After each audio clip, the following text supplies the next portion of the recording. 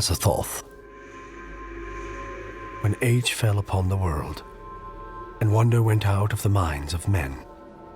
when grey cities reared to smoky skies, tall towers grim and ugly, in whose shadow none might dream of the sun or of spring's flowering meads. When learning stripped earth of her mantle of beauty, and poets sang no more save of twisted phantoms seen with bleared and inward-looking eyes, when these things had come to pass, and childish hopes had gone away forever, there was a man who travelled out of life on a quest into the spaces whither the world's dreams had fled. Of the name and abode of this man but little is written, for they were of the waking world only, yet it is said that both were obscure. It is enough to know that he dwelt in a city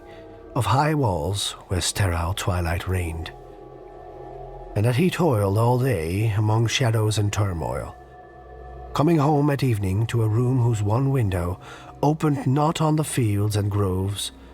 but on a dim court where other windows stared in dull despair. From that casement one might see only walls and windows, except sometimes when one leaned far out and peered aloft at the small stars that passed. And because mere walls and windows must soon drive to madness a man who dreams and reads much, the dweller in that room used night after night to lean out and peer aloft to glimpse some fragment of things beyond the waking world and the greyness of tall cities. After years he began to call the slow-sailing stars by name, and to follow them in fancy when they glided regretfully out of sight, till at length his vision opened to many secret vistas whose existence no common eye suspects, and one night a mighty gulf was bridged,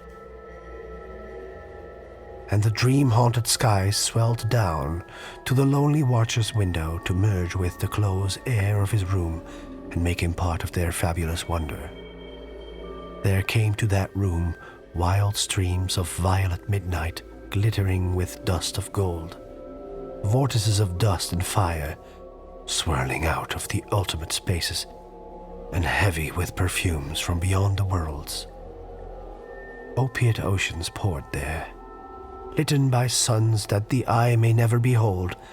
and having in their whirlpools strange dolphins and sea nymphs of unrememberable deeps.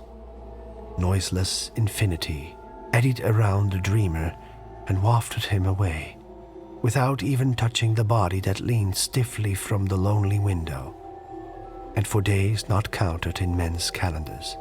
the tides of far spheres bear him gently to join the dreams for which he longed, the dreams that men have lost. And in the course of many cycles, they tenderly left him sleeping on a green sunrise shore, a green shore fragrant with lotus blossom